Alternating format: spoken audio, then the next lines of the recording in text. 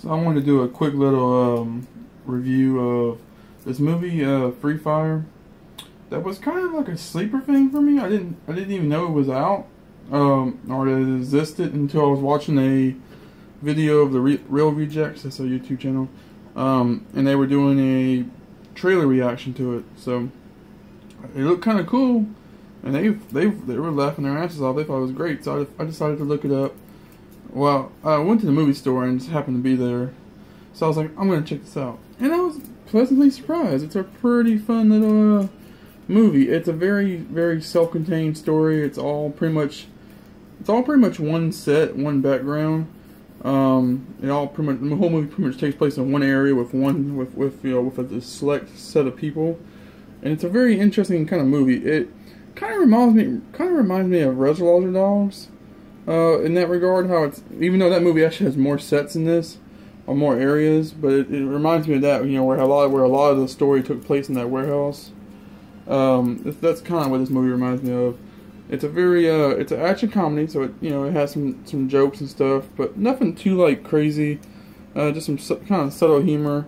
Mostly it's an action movie, and it's set in the 70s, so it has a very retro feel with the wardrobe and the attitudes and everything. The soundtrack is all old 80s or 70s songs, a lot of John Denver, and it's a pretty good soundtrack. I mean, song placement's really good. Performances are pretty good. Lee Barson, is that her name? She's in this movie, and she's pretty good. The performance that stood out the most to me was Armie Hammer. I thought he was really great. He was his character was kind of like a very cool, slick, calm kind of guy, and in the situation of the movie, he's like the only person that's keeping his calm most of the movie, which is pretty cool. Because it's all chaos. I don't want to spoil too much, but the movie is basically just a big arms deal going wrong, and it's like a huge firefight with people switching sides and gaining the advantage, just getting the disadvantage. It's just a real big back and forth between characters.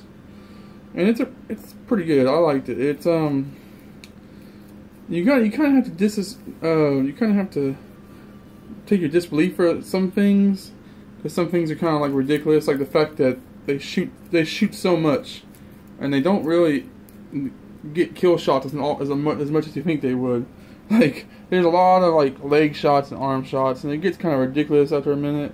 But I don't know, not that big of a gripe. It's just kind of I don't know. It's just I'm so used to seeing headshots in so many movies. I'm like, really?